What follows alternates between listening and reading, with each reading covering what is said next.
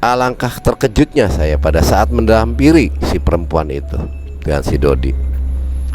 Tercium aroma melati dengan bunga kenanga serta bunga kamboja yang sangat halus tapi menusuk dari penciuman.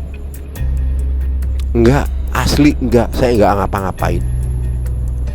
Cuman saya jujur mencium keningnya. Begitu saya dibangunkan nih Pak, saya kebingungan. Yang saya peluk itu batu nisan. Batu nisan.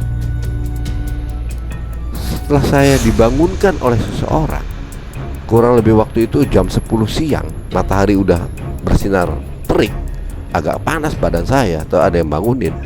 Saya tidur di makam.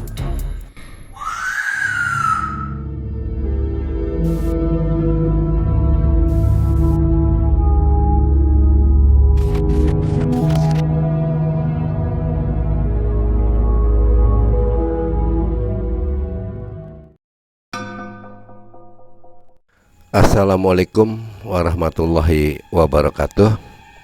Selamat malam dan sampai salam jumpa kembali kepada Sobat Melihat Malam dimanapun Anda berada.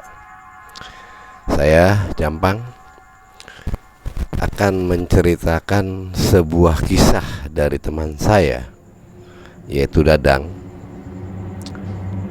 dimana dia sempat yang namanya itu tergoda oleh seseorang. Ternyata orang tersebut adalah makhluk astral. Sampai dia tidur di tempat makamnya, yang dianggap oleh dia itu adalah rumahnya. Nah, mungkin Sobat Melihat Malam lupa ataupun sekedar mengingatkan ya, channel Melihat Malam tayang pada hari Selasa, hari Kamis, dan hari Sabtu. Oke, buat Sobat Melihat Malam, saya akan langsung saja menceritakan kronologis ataupun cerita daripada teman saya. Ya, waktu itu dia datang ke saya mengingatkan kenangan masa lalu, waktu saya bersama dia dan teman yang lainnya menghadiri persepsi pernikahan. Baiklah, saya akan langsung mengulas. Pada waktu itu, saat saya di rumah, saya kedatangan tamu, datang dan menghantarkan undangan kepada saya. Namanya saya samarkan ya, waktu itu dia kepala desa di daerah Kabupaten Cirebon. Saya nggak sebutkan ya daerahnya.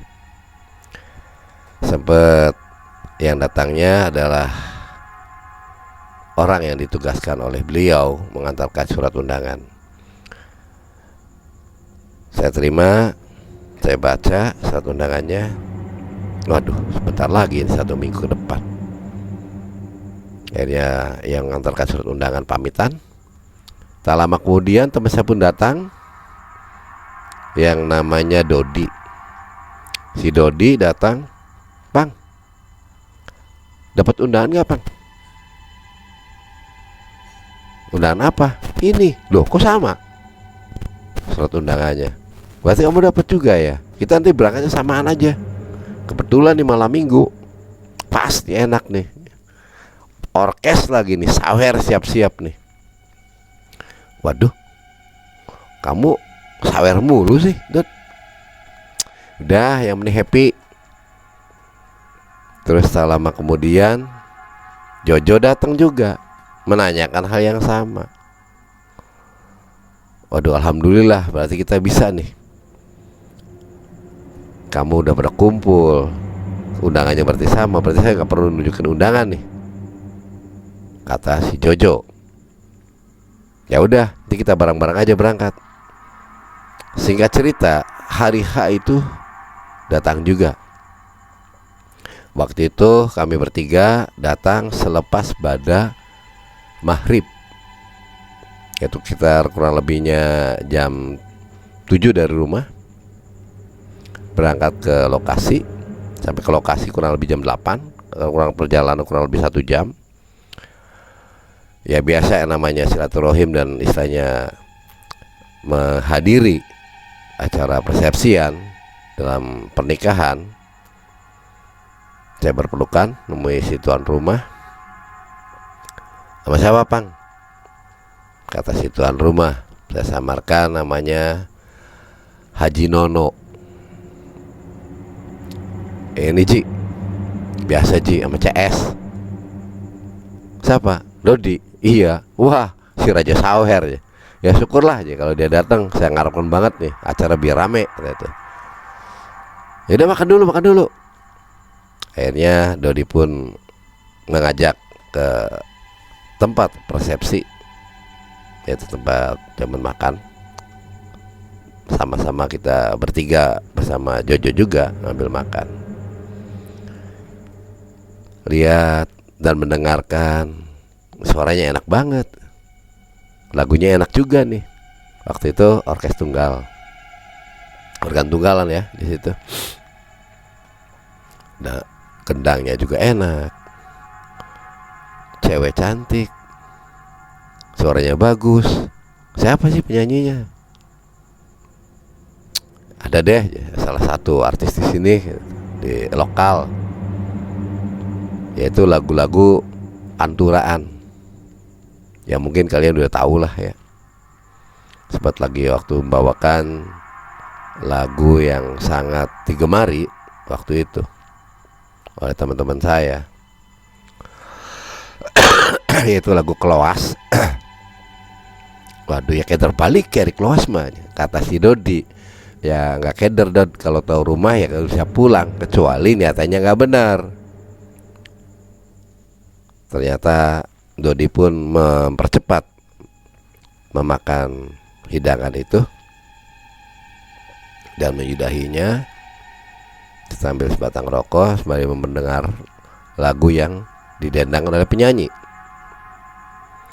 Rasanya Dodi kelihatan nih udah gatel. Gua gatel banget nih, Bang. Emang kenapa? Mau joget cari keringet nih. Tak lama kemudian Dodi naik ke panggung. Dia udah mempersiapkan uang recehan untuk sawer. Tampaknya dia udah mempersiapkan segalanya. Uang 2000-an disiapkan untuk sawer, bersama uang 5000-an. Entah, nggak ngerti jumlahnya berapa karena dia udah nyiapkan. Satu lagu berlalu, Dodi pun tampaknya kasihkan. Begitu dia selesai turun,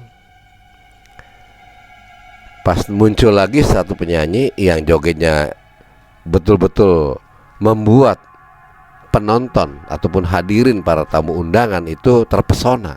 Udah suaranya baik, bagus, jogetnya pun membawa suasana riang ya di situ. Banyak yang pada ikut joget. Dodi nggak kalah set, karena dia dimanapun adanya organ tunggal pasti dia sawer, pasti dia tampil. Akhirnya Dodi naik kembali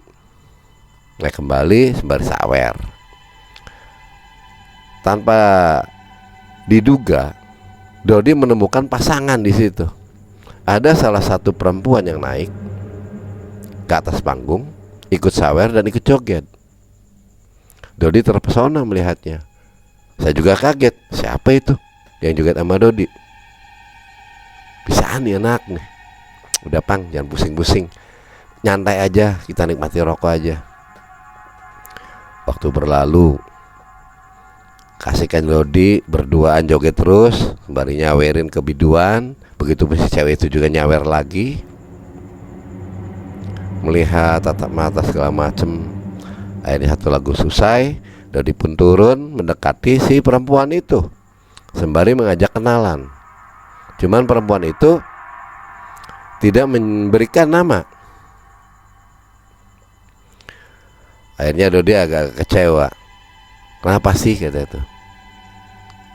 Apa sih susahnya mengucapkan sebuah nama? Itu kata Dodi. Akhirnya si perempuan itu dengan suara yang lembut mengutarakan namanya, mengucapkan namanya dengan nama Gading. Gading, Rara Gading kata itu. Apa? Rara Gudik. Dasar si Dodi yang namanya suka istilahnya senda gurau. Sampai si cewek tersebut tuh ikut tersenyum. Bukan mas, Rara Gading nama saya. Oh ya udah. Tak lama kemudian musik dimulai kembali dan ada salah satu penyanyi membawakan lagu lagi, lagu panturaan. Akhirnya mereka berdua naik lagi. Waktu berlalu tanpa dirasa oleh kita semua, sudah mendekati jam 10 malam. Akhirnya si Jojo ngajak pulang. Kekhawatiran kemalaman di jalan karena kami pakai motor.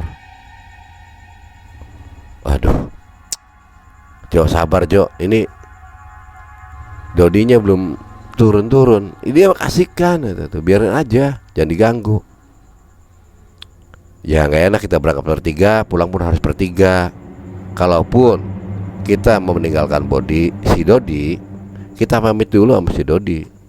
Apakah dia mau melanjutkan di sini atau gimana? Karena dia sekarang ada si cewek. Ya udah nanti gitu. Nunggu dia turun. Satu lagu pun sudah usai. Dodi bersama si Rara Gading ini turun kembali ke kursi yang dimana dia tempati. Mereka berdua asik ngobrol sana kemari senda gurau. Saya menghampirinya tujuan untuk berpamitan. Alangkah terkejutnya saya pada saat mendampiri si perempuan itu dengan si Dodi. Tercium aroma melati dengan bunga kenanga serta bunga Kamboja yang sangat halus tapi menusuk dari penciuman. Ini aroma apa lagi? Apakah dia pakai parfum Kamboja tapi ada bau aroma melatinya juga? Waduh, ini gimana? Gitu. Pas saya melirik, si cewek itu ternyata pakai anting-anting yang panjang, tapi di situ bunga melati. Oh, mungkin dari bunga melati ini, aroma melati, pikir saya. Saya mendekati Dodi, Dod, mau pulang enggak? Ini waktu udah malam. Nanggung katanya tuh. Lu sih ganggu aja Pang. Bukan ganggu, karena ini udah malam. Jojo pun mengajak pulang karena dia banyak keperluan juga buat besok harinya, mau tugas, mau kerja. Ya udah lu mau pulang aja dulu lah, saya tanggung ya tuh. Mau olahraga lagi, mau sawer lagi, belum habis nih duit. Aduh Dod, kamu nyari uang capek-capek dibuang sia-sia seperti itu aja. Udah gini aja Pang, kalau kamu mau pulang aja. Ya udah, saya nanti pulang sama Jojo. Akhirnya saya dan sama Jojo meninggalkan Dodi dengan si perempuan itu. Begitu saya mau meninggalkan,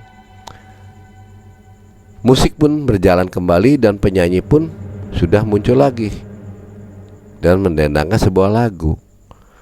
Tak lama kemudian si Dodi bersama si cewek itu naik lagi ke atas panggung, joget lagi dan sawer. Dari kejauhan saya pamitan melambaikan tangan, saya pulang bersama Jojo. Saya tidak mengerti kejadian apa yang dirasa oleh si Dodi. Saya mikir nyantai aja, ngobrol sama si Jojo sembari di motor. Dasar kalau udah ketemu perempuan kayak gini nih orang, gak inget waktu, mentang-mentang masih bujangan. Udah Pang, jangan pikir pusing. Yang penting besok saya tugas, bisa menjalankan tugas. Waktunya sekarang pulang ya kita istirahat aja. Toh yang penting undangan sudah saya jalankan, udah menghadiri undangan. Amanah ini rasanya nggak enak saya diundang kalau nggak datang, apalagi sama CS ya. Iya sih gitu. Itu si tukmis gitu, kata si Jojo itu ke saya.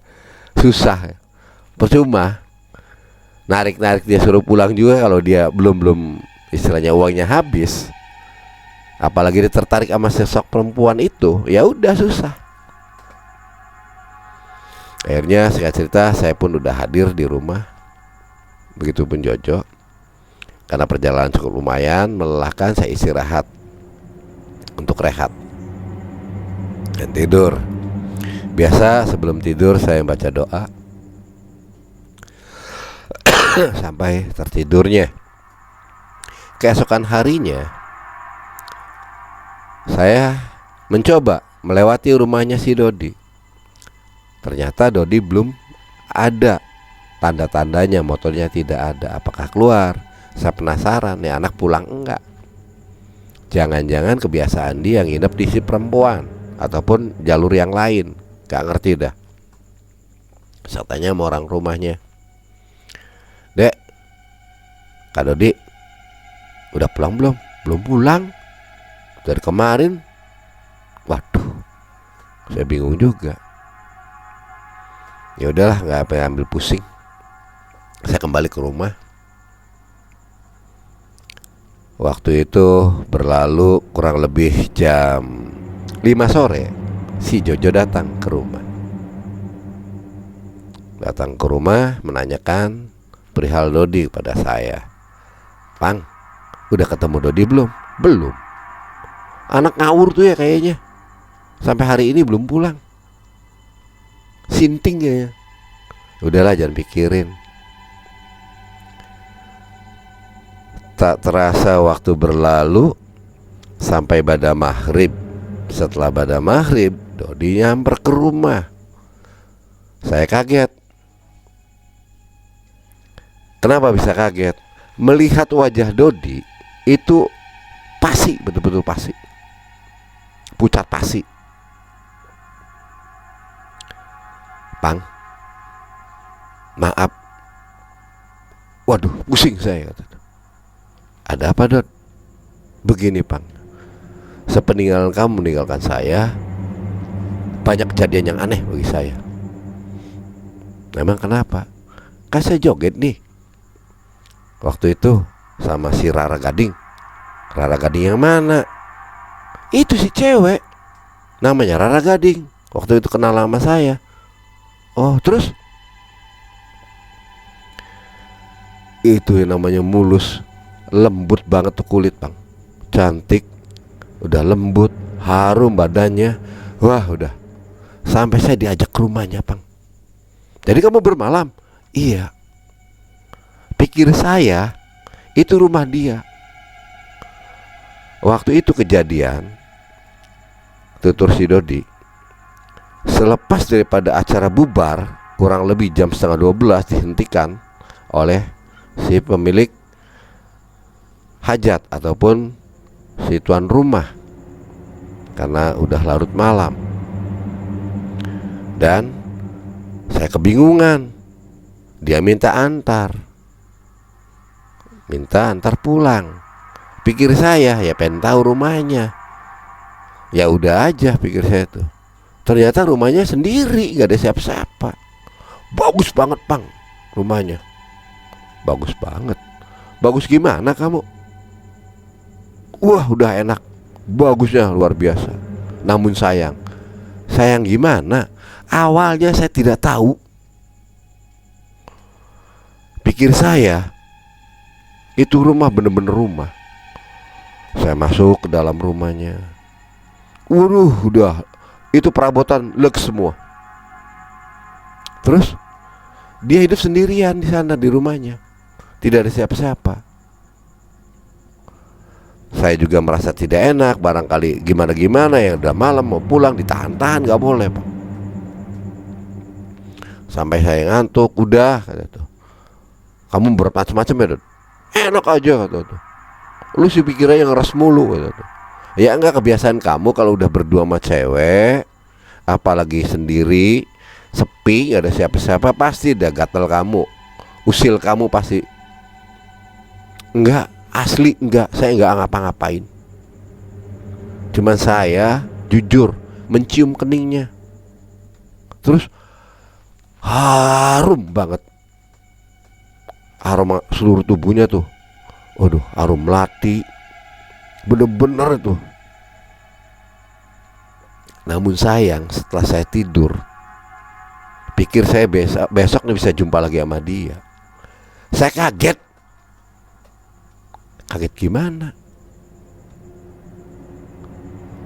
Setelah saya dibangunkan oleh seseorang, kurang lebih waktu itu jam 10 siang, matahari udah bersinar terik, agak panas badan saya, atau ada yang bangunin. Saya tidur di makam. Di makam? Kamu yang ngawur lah kalau ngomong. Serius bang, ini pengalaman saya gila ini, bener-bener baru terjadi ini. Kamu sih, kalau ada apa-apa yang namanya kita belum mengenal, jangan sok kenal, sok deket. Apalagi perempuan. Semakin cantiknya perempuan semakin bahaya. Ingat itu. Karena apa? Perempuan itu makhluk yang sangat lembut. Apalagi dia tercipta dari tulang rusuk si laki-laki. Yang namanya perempuan itu bengkok. Tulang rusuk tuh bengkok. Kita si laki-laki itu harus ngayomi dia, meluruskan bagaimana supaya jangan dipaksakan untuk membengkok. Meluruskan dia, tapi dan perlahan. Kalau paksa bisa patah, celaka ini. Terus gimana Pak? Gini Dod, jujur aja, kamu bisa begitu karena kamu mabok ya, kamu minum ya, sama teman-teman kamu selepas daripada acara. Karena di waktu itu di pojok di situ kumpul-kumpul orang yang pada minum, kamu pasti bergabung ke situ sebelum berangkat sama si perempuan ini. Emang iya sih, jujur Pang, saya minum. Cuman ya 2 loki lah untuk nambah, istilahnya hangatin tubuh, karena joget tambah pede lah, buat nambah pede. Nah ini pengalaman kamu sampai tidur di makam, dianggapnya itu rumah si perempuan, si Rara Gading itu gimana? Ya saya nggak ngerti Pang. Justru itu saya datang ke kamu tuh pengen nanyakan. Bingung saya. Nah terus gimana maksud tujuannya?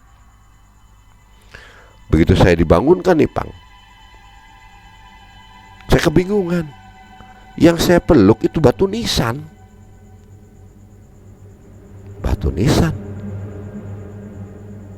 Waduh. Kamu serius? Sumpah Pang, sumpah kata tuh. Kamu kalau dikatain sama saya, ceritain tuh kayak gak yakin aja. Saya temen kamu, temen deket. Masih apa yang bawain kamu? Oke lah kalau begitu Dot.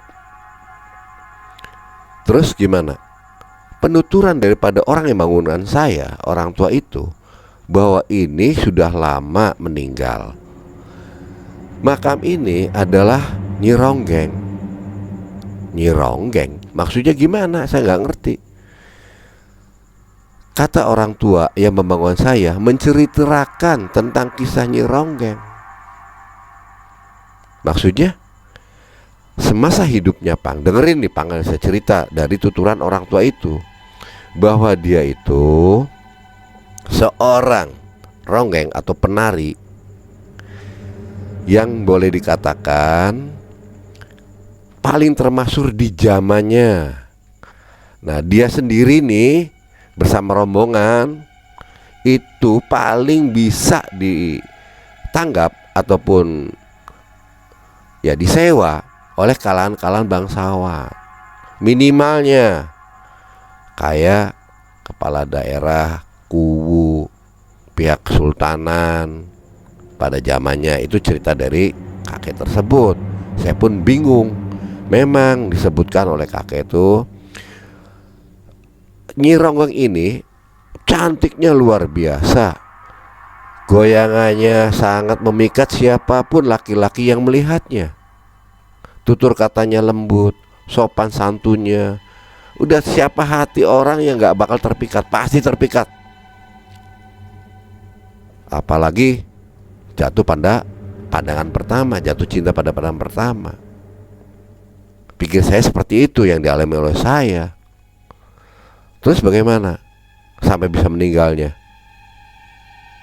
Nah, kakek tersebut tuh menceritakan meninggalnya dia. Meninggalnya apes. Maksudnya apes gimana? Dan apesnya ini kena musibah, bukan bunuh diri ataupun istilahnya berbuat yang enggak. Tertubruk dia tuh. Tertubruk. Iya, tertabrak sampai meninggal. Waduh. Ini berarti jiwa-jiwa yang gentayangan kayak gini nih, arwah penasaran. Pantas aja ngujud kayak gitu.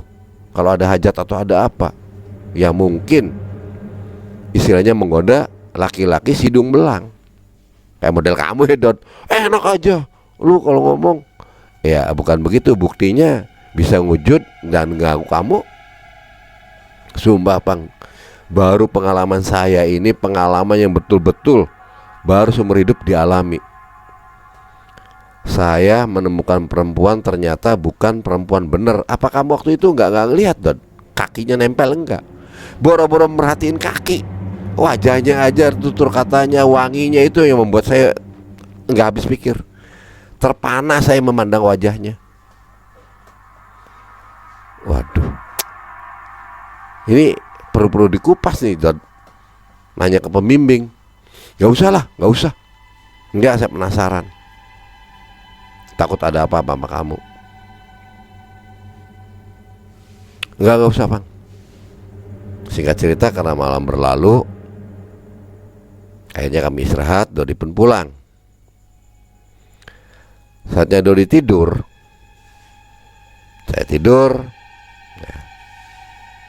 Nah keesokan hari, karena waktu itu Dodi nggak berangkat ikhtiar ataupun usahanya dia, karena dia kerja ya menurut dia sendiri, karena dia wira swasta, yaitu usaha sekarapnya dia lah, ya tidak bekerja di orang lain, dia selaku pengusaha sendiri walaupun kecil-kecilan.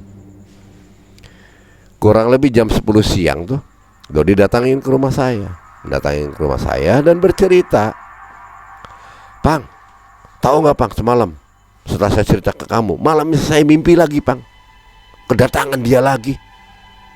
Kedatangan lagi, maksudnya gimana? Ini bener-bener kayak alam nyata waktu mimpi itu Pang. Jadi apa-apa yang pernah waktu itu saya ingat ucapan saya dengan dia, waktu obrolan saya sama dia, ini terulang lagi, dia nuntut di dalam mimpi itu. Wajahnya sama, tidak beda jauh, persis sekali. Dan namanya pun Rara Gading. Waduh, terus gimana? Dan awalnya waktu dalam mimpi nih Pang, dia minta tolong. Minta tolong gimana? Emangnya dia kenapa minta tolong ke kamu? Dia merintih kayak kesakitan, minta tolong, minta tolong, minta tolong, minta tolong. Saya kan bingung. Yang anehnya waktu itu saya tidak ada pikiran kesadaran. Yang ada dalam pikiran saya, perjumpaan sama dia berlanjut kembali pada saat waktu acara persepsi, waktu dandutan itu, acara joget. Terus dia minta tolong gimana? Saya juga nggak ngerti, dia minta tolong aja. Dia narik saya, minta tolong. Nah terus gimana? Setelah itu saya ngikutin apa yang diinginkan sama dia, tarik ikutin. Aroma bau yang tercium di penciuman saya Pang, bau anyir darah. Bener, seakan-akan nyata dalam mimpi itu, bau anyir darah. Memang kenapa? Saya sendiri nggak tahu, Pang. Pas begitu dia melihat, mukanya rusak, Pang. Tercabik-cabik ini nih, kayak macam kena tusuk-tusuk tuh, badan tuh bolong-bolong gitu tuh, keluarin darah, anjir. Dia tetap merintih, minta tolong, minta tolong. Akhirnya saking ketakutan saya melihat wajahnya yang tadinya cantik begitu, mukanya hancur, rusak nih, bolong, robek. Darahnya pun boleh kata dari mulut nih keluar, aroma busuk keluar dah di situ tuh, tercium. Saya ketakutan, saya kabur lari, tersandung dan jatuh. Ternyata saya mimpi, terbangun tuh. Astagfirullahaladzim, ya Allah. Ini ada apa, Bang? Ya sudah, kalau begitu kita coba menanyakan ke pembimbing saya. Takut ada apa-apa, Don? Udah usah lah, gak usah. Jangan begitu, Don. Kamu teman saya. Khawatir ada apa-apa. Ya karena saya berani paling menceritakan ke kamu, Pang. Ke yang lain saya gak mungkin lah menceritakan, karena kamu teman dekat. Ya udah gimana? Saya ada perlu, Pang, gak usah lah. Ya udah kalau begitu. Dia pamitan meninggalkan saya karena tadi bilangnya ada perlu, dan dia berlalu. Daripada saya bingung sendiri di rumah, gak ada kegiatan apa-apa, ini saya lari ke pembimbing. Saya nelpon pembimbing nih sebelumnya. Begitu ya dia ada di tempat, saya mau ke sana. Ya udah ditunggu ternyata. Akhirnya saya datang ke pembimbing saya, yaitu di pesantren. Singkat cerita, saya hadir sana, saya menceritakan kisahnya Dodi, pengalamannya Dodi, sampai pembimbing saya kebingungan. Astagfirullahaladzim, Masya Allah. Begitu, Bang? Iya, oke. Jadi baiknya menurut kayak gimana nih? Takut saya barangkali ada apa-apa terhadap Dodi teman saya. Karena pada saat itu dia datang tuh menceritakan kembali pertemuan itu diulang dalam mimpi.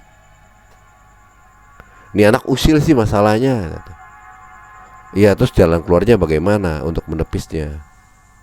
Ya sudah, kalau menurut literatur daripada cerita si Dodi, si siapa, Pang, itu namanya perempuan itu? Rara Gading, Kiai. Kenapa? Ya, berarti dia ini sama halnya kisah yang lalu, sampai dia tuh penasaran karena belum ada yang memberikan sampai kesempurnaan dia. Kekasihan juga arwahnya sampai masih wujud terus. Kayaknya dia matinya mati penasaran. Coba kamu nanti datang ke sana berziarah, ya, kirim arwah, kirim Al-Fatihah, doa ke sana masih Dodinya, minta jangan sampai diganggu. Ya sudah, ya. Tapi kamu jangan kemana-mana dulu, Pang. Besok aja kamu, barangkali mau pulang, saya ada perlu. Ini kamu biar di sini karena ada tamu yang akan datang, udah janji, ya. Saya ada perlu, biar kamu yang nemenin aja dulu. Gak apa-apa kan? Kamu gak ada acara kemana-mana. Ya hari ini sih memang tidak ada acara apa-apa. Tujuan saya pengen ngasih tahu Dodi, seperti tadi yang disarankan sama Yai. Udah, besok lagi aja. Ya sudah. Tak lama kemudian pembimbing saya pamitan keluar, entah kemana karena ada keperluan sendiri. Tak lama kemudian tamu pun datang. Akhirnya saya menerima tamu dari Pak Kiai. Ngobrol-ngobrol sampai malam, singkat cerita sampai istirahat. Dan esok hari Pak Kiai pun datang menemui tamunya. Saya pun berpamitan untuk pulang. Singkat cerita, kurang lebih jam 12 siang saya sudah ada di rumah. Tak lama kemudian Dodi datang menceritakan kembali mimpi yang kedua. Di hari yang kedua didatangin lagi. Waktu itu mimpinya Dodi menghadiri undangan temen sekolahnya dia, acara ya happy-happy organ tunggalan. Dodi joget, sawer-sawer, muncul sosok itu kembali. Si Rara Gading muncul menemani Dodi joget. Joget si Dodi itu terlena dengan istilahnya nggak mikir kesana kemari. Terus seakan-akan mengingatkan kembali pada saat pertemuan pertama. Tapi yang anehnya itu si perempuan tak mau jauh dari Dodi. Dodi usai jogetnya duduk, dia mendatangi Dodi. Dodi pergi ke sana, datangi tetap Dodi.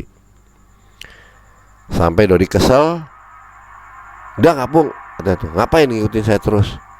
Itu cerita dalam mimpi. Saya suka sama mas. Udah. Sembari si Dodi itu mengelakkan. Ternyata pada saat itu tanpa diduga oleh Dodi, wajah si perempuan itu berubah, sangat sangar, menyeramkan. Karena mungkin kecewa ditepis oleh Dodi, itu kukunya dia panjang-panjang ngeluarin kukunya. Sempat mendatangi Dodi, rambutnya gebiar semua, melotot matanya itu ke Dodi, kayak orang marahnya gak kira-kira. Dodi ketakutan karena mungkin telah menyinggung perasaannya dia. Dodi pun tidak bisa bicara apa-apa. Dodi menghindar dan menghindar, terus menghindar sampai terbangun si Dodi pada saat azan subuh. Ternyata mimpi. Itu cerita penuturan si Dodi pada hari kedua. Dan ini yang ketiganya nih, Dodi mimpi. Pada hari ketiga dia cerita tentang yang tadi itu. Akhirnya saya menceritakan pada Dodi, Dod, menurut pembimbing, ketimbang kamu kayak macam dihantui terus sama si Rara Gading, si penari itu ataupun si rongkeng itu, lebih baik kamu nyekar, ziarah ke sana supaya jangan ngeganggu dan mendoakan. Karena dalam mimpi yang kamu rasakan waktu itu, dia minta tolong. Mungkin dia meminta pertolongan kamu untuk didoakan. Ini anjuran daripada pembimbing saya. Yuk kita doakan biar dia tuh tenang, tidak gentayangan arwahnya. Kita ziarah ke sana. Sembari kamu nyawer juga nggak apa-apa di makamnya. Karena katanya bahwa di makam itu juga sering disawerin sama masyarakat setempat kalau lewat ke situ. Ya sudah, Pang, kalau gitu, Pang, gitu. Yuk kita ke sana. Akhirnya saya bersama Dodi sepakat berangkat untuk ke makam si Rara Gading tersebut, yaitu Nyi Ronggeng. Singkat cerita, saya hadir di hadapan pusaranya bersama Dodi. Saya berdoa, bertajiah, saya bermunajat di hati saya, mendoakan dan mengirimkan Al-Fatihah kepada si Rara Gading. Semoga aja arwahnya ini tidak penasaran matinya, dan tidak gentayangan, dan tidak mengganggu masyarakat setempat, dan tidak mewujudkan kembali keinginan saya. Tapi wallahu a'lam bishawab, semua itu kekuasaan Allah. Walaupun manusia melakukan sebisa-bisanya apapun yang diupayakan, tapi kalau Allah tidak menghendaki, apa daya manusia. Saya meminta ridho Allah, doakan dan kirim Al-Fatihah untuk si arwahnya si Rara Gading atau si Ronggeng. Singkat cerita, sudah selesai. Saya pun ikut sawer uang recehan ke makamnya itu, sembari menabur bunga yang warna 7 itu dengan uang receh di perempatan. Dah, Dot, kamu daripada pusing bingung, untuk menghilangkan ingatan ini, yuk kita ke sumur penglipur. Sumur penglipur gimana, Pang? Sumur penglipur ini sumur yang peninggalan para wali, di mana letaknya itu ada di posisi sebelah keraton Kesepuan, di tepi ya Kuta Kosod. Kamu tahu tempatnya? Ayo. Akhirnya udah disepakat ngikutin. Singkat cerita, datanglah saya dan Dodi itu di sumur penglipur. Akhirnya air udah diambil. Dot, maaf, jangan sembarang ambil, disaratin dulu. Jadi syaratnya tuh kamu tangan tuh nggak boleh menyentuh air. Jadi harus pakai plastik, jangan tersentuh nih. Terus bagaimana? Ya diusapkan ke wajah kamu. Si tangan ngambil nih jangan tersentuh. Nanti biar kepala dulu dan sampai ke badan. Oh gitu, iya. Akhirnya saya ambil timba, dan Dodi pun istilahnya menunggu. Saya pun perlu istilahnya untuk ambil air untuk mencuci kaki karena kotor. Saya bebilah semua bersih. Dan akhirnya gantian Dodi ngambil. Tangannya dibungkus pakai plastik kresek ya, kanan kiri. Dia menimba sampai 3 kali timbaan. Dia pun satu ember timba, dia airnya langsung ke kepala, ke seluruh tubuhnya sampai 3 kali.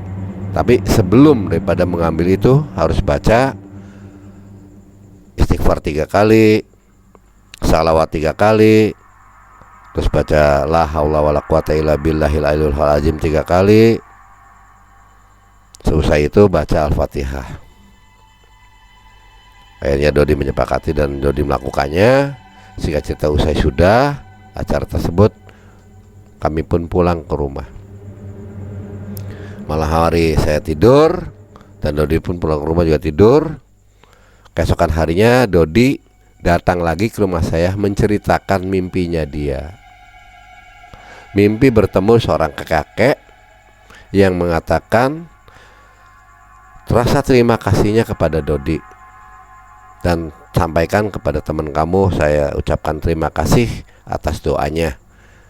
Dodi pun agak kebingungan dalam mimpinya itu ketemu kakek yang membangunkan pada saat dia tidur di pusara itu, dan tidak pernah istilahnya tuh terganggu lagi mimpinya nyambung dengan si Rara Gading atau si Nyi Ronggeng ini.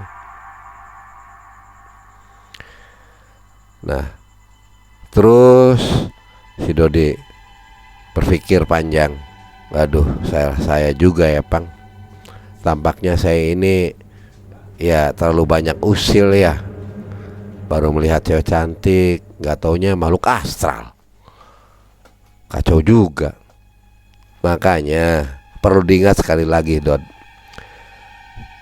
Kecantikan perempuan itu, semakin cantik perempuan semakin bahaya. Hati-hati. Maksudnya gimana? Ingat ya, jangan sampai terpedaya. Wajah itu belum tentu sama dengan hati.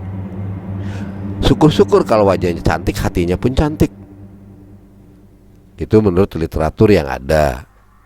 Tapi insya Allah, kalau kamu mencari perempuan untuk pasangan hidup kamu, bermunajatlah, istikharah, minta petunjuk sama Allah. Insya Allah, Allah akan meridhoi dan akan memberikan pasangan hidup kamu. Dimana sesuatu hal yang tidak diridhoi oleh Allah itu kurang baik. Menurut kamu, oh ini bagus, cantik, itu segala macam, tapi belum tentu menurut Allah. Lu sih mending, Pang, ada pembimbing, sedikitnya pasti bertanya. Ya makanya kalau kamu ingin belajar juga ya silakan datang ke sana, nggak apa-apa. Toh nggak ada larangan. Selama manusia hidup, selama masih ada niatan, namanya ilmu itu akan habis setelah meninggal. Tidak beda jauh yang namanya rizki. Selama manusia masih diberi nafas, itu rezeki akan mengalir. Akan tetapi kalau sudah wafat, tidak berhembus sampai dikebumikan, rezeki di alam dunia sirna. Jadi kamu jangan khawatir tentang bab rezeki, Don. Rezeki kan banyak, luas. Yaitu dapat istri, ya rezeki. Dapat uang, ya rezeki. Tapi harus dicari yang barokah. Jangan semrawut, asal terima, asal tampung.